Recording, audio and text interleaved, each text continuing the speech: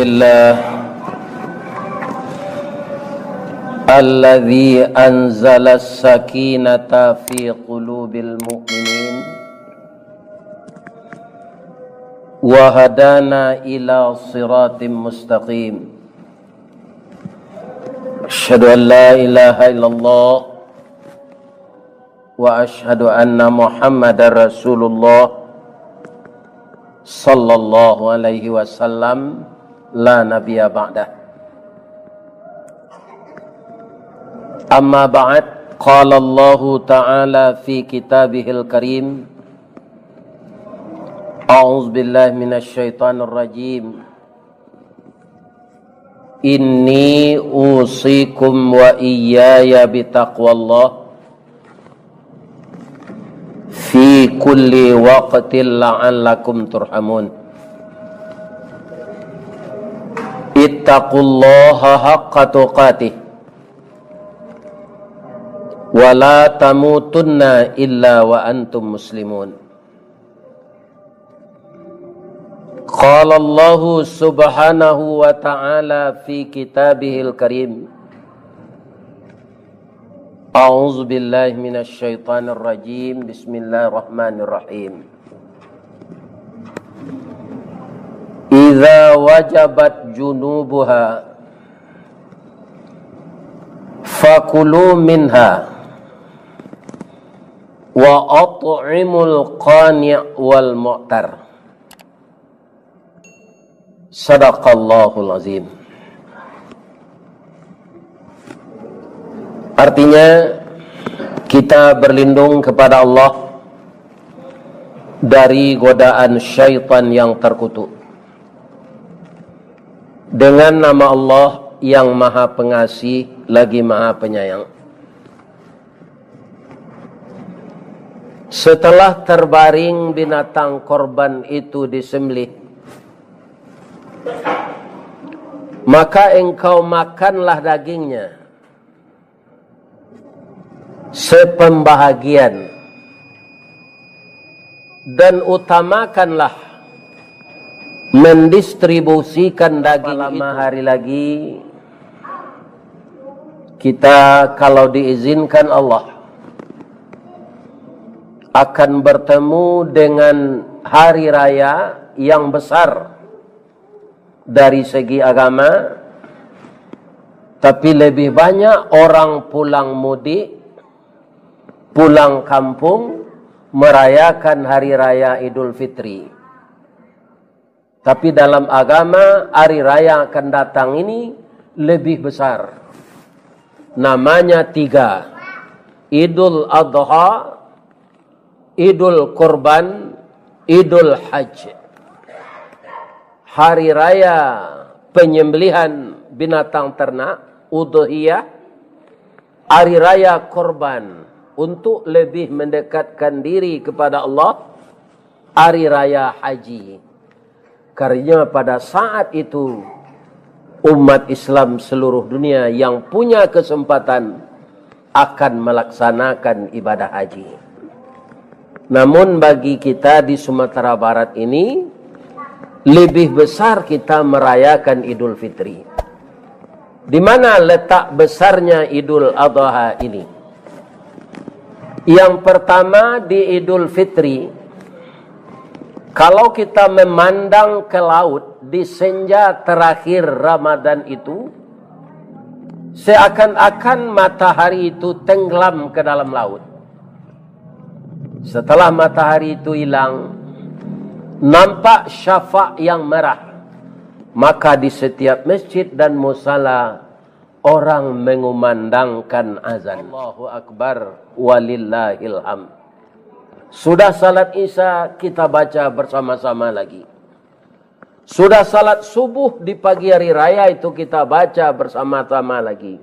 Sampai kita hadir ke masjid atau ke lapangan untuk mendirikan salat sunat Id atau Idul Fitri, kita masih mengumandangkan takbir.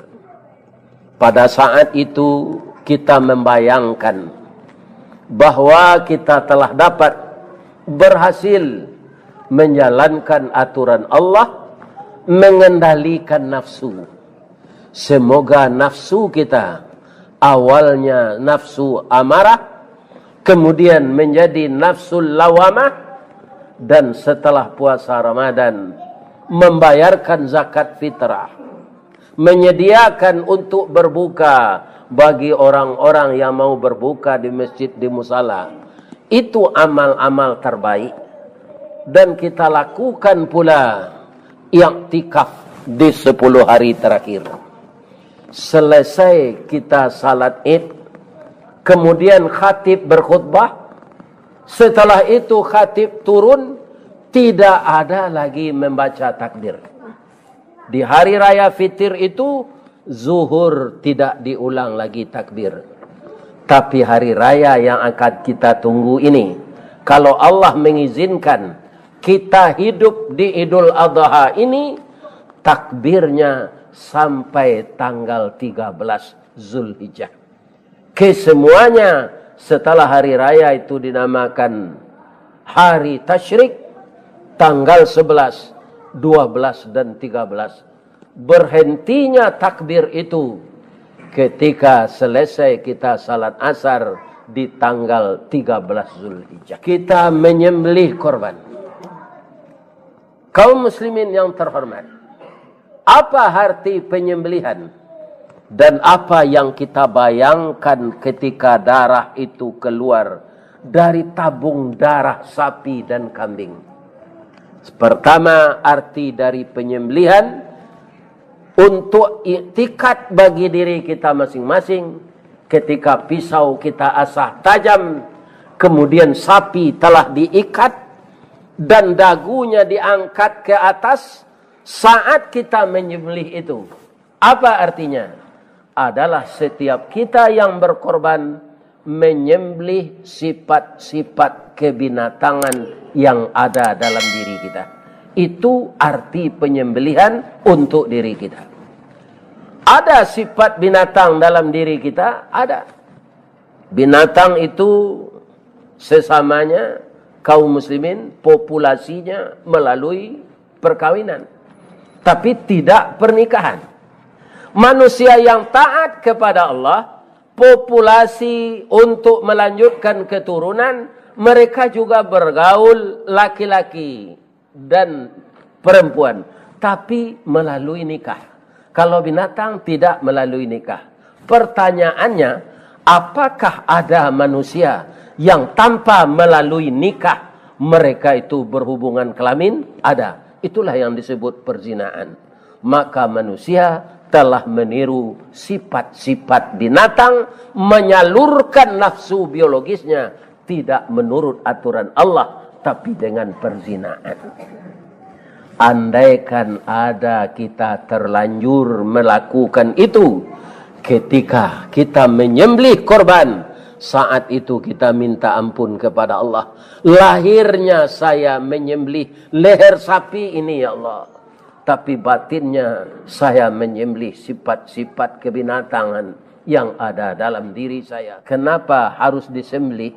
Maka darahnya keluar, segala kuman-kuman yang ada dalam daging sapi itu hanyut ke bawah dan masuk ke dalam tanah. Tapi secara batin, saat darah itu keluar, seperti darah yang keluar dari leher sapi inilah ya Allah, gugurkan dosa-dosa saya dari badan saya. Itu i'tikadnya. Kalau kita, makanya kita disuruh orang yang berkorban itu menyaksikan penyembelihan sapi. Maka jangan ada yang lain-lain. Ada orang mengatakan untuk obat tumit retak-retak. Bukan itu tujuannya. Tetapi kita minta ampun kepada Allah. Gugurkanlah dosa-dosa saya. Seperti darah yang mengalir dari leher sapi inilah ya Allah. Itu yang akan kita baca ketika darah keluar. Yang ketiga, apa manfaatnya? Ya Allah. Sapi ini paling tinggi umurnya 4 dan 5 tahun ya Allah. Tapi dia sudah kena sembelih dan dagingnya akan kami makan. Tetapi saya sudah 70 tahun, sudah 60 tahun, masih Engkau biarkan hidup menikmati segala nikmat Engkau, ya Allah. Beruntung saya jadi manusia dan malanglah menjadi sapi. 5 tahun sudah sembelih orang. Maka saat itu kita akan sadar umur yang diberikan Allah kita pergunakan untuk hal-hal yang diredai Allah. Kalau kita tidak mau patuh kepada Allah, lebih baik 5 tahun seperti sapi itu kita meninggal saja. Kalau kita meninggal 5 tahun itu belum ada dosa.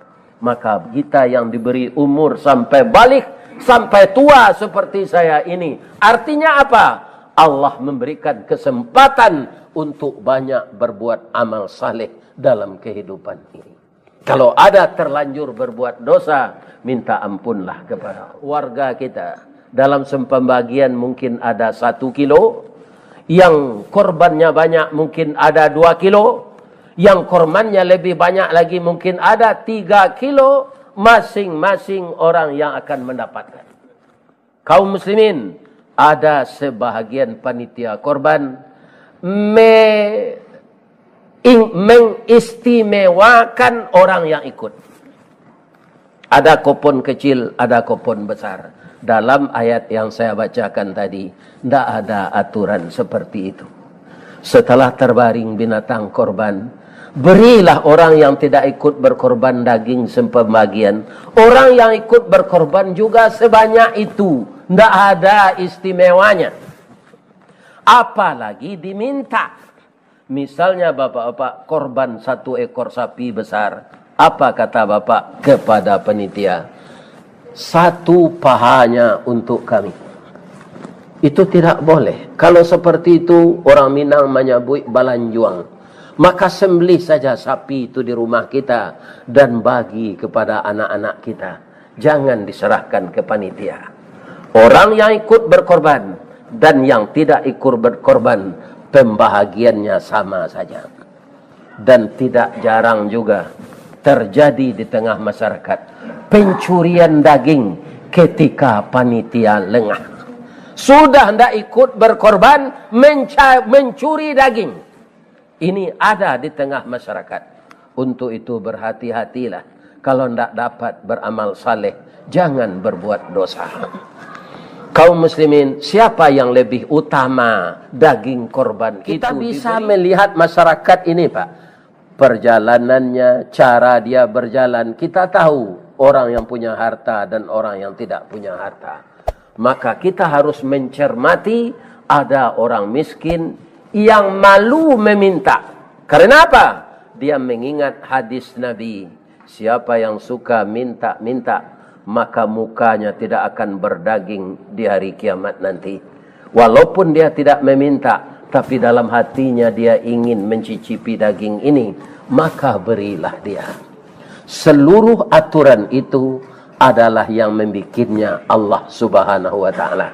Maka jangan kita ubah-ubah peraturan Allah itu. Kalau kita ubah, menjadi dosa bagi kita. Mudah-mudahan jamaah Masjid Baitur Rahman yang telah mendaftarkan diri untuk korban tahun ini, dengan pedoman pendek yang kita berikan di khutbah ini, amalkanlah itu. Jangan lupa lagi, tidak ada istimewa menerima daging itu untuk orang peserta korban. Mudah-mudahan Allah menerima korban kita. Dengan diterimanya korban, maka nanti di akhirat kita akan punya kendaraan kemana pergi. Walaupun dagingnya telah habis dimakan, nanti Allah menciptakan kendaraan bagi kita di akhirat kemanapun kita mau pergi. Mudah-mudahan Allah menerima korban kita tahun ini. Fa'tabiru ya ulil absar la'allakum tuflihun. Lahu bil huda wa dinil haqq liyudhhirahu 'ala ad-dini kullih walau karihal musyrikun. Asyhadu an la ilaha illallah wahdahu la syarikalah wa asyhadu anna Muhammadan abduhu wa rasuluh. Allahumma fasalli wa sallim wa barik ala Muhammad wa ala alihi wa sahbihi ajmain. Amma ba'du fa ya ibadallah ittaqullaha haqqa tuqatih ولا تموتن إلا وأنتم مسلمون. قال الله سبحانه وتعالى في كتابه الكريم إنا أعطيناك الكوثر فصل لربك وانهر إن شانئك هو الأبتر. Sesungguhnya engkau dan umatmu ya Muhammad, kami beri nikmat yang banyak. Salatlah untukku dan berkurbanlah. Kalau kita lihat dalam ayat pendek ini, bapak-bapak, seakan-akan korban itu wajib. Karena di sana fi'il amar. Fasalli li rabbika wanhar. Salatlah engkau untukku dan berkorbanlah. Kaum muslimin, tetapi ulama sepakat bahwa korban itu sunat muakkad. Yang perlu kita cermati dan kita renungi. Banyak kita sekarang punya HP Android. Itu berapa kita beli paket setahun? Berapa uang habis? Tambah lagi bapak yang merokok. Berapa bungkus habis sehari? Coba hitung berapa duit yang habis setahun itu. Beli paket mampu, merokok bisa, tetapi korban tidak ikut. Ini akan menjadi masalah di hari akhirat nanti. Kalau Nabi mengatakan di dunia ini, man wajadas sa'ah, siapa yang punya kesempatan berkorban, dia mampu, lam yudah, dia tidak mau menyembelih korban. La yaqrubanna musallana, tidak usah mendekat untuk salat Idul Adha ke musalla kami. Itu kata Rasulullah sallallahu alaihi wasallam. Allahumma ighfir lil mu'minina wal mu'minat wal muslimina wal muslimat al ahya minhum wal amwat innahu qaribun mujibud da'wat ya qadiyal hajat ya rabbal alamin. Rabbana waghfir lana dhunubana wa liwalidina warhamhum kama rabbawna shighara wa lijaddina wa lijaddatina. Rabbana atina fid dunya hasanah wa fil akhirati hasanah wa qina adzabannar. Walhamdulillahi rabbil alamin. Aqimis shalah. Alhamdulillah.